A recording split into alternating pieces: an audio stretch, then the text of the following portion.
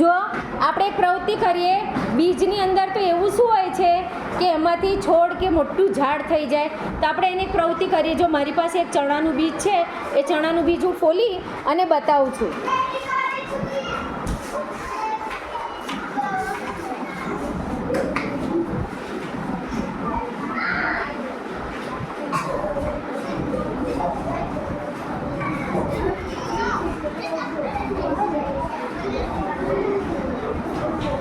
તો જુઓ, અહીંયા જોજો, ચણાની અંદર તમને એક નાનું સરખું દેખાતું હશે.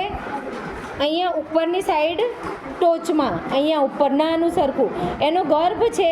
એ ગર્ભ એને હવા અને પાણી એને જરૂરી પોષક દ્રવ્યો મળે તે ઉગવાની શરૂઆત કરે. આ બીજ હું બધાને જગ્યા પર બતાવવા આવું છું, બધા જોજો.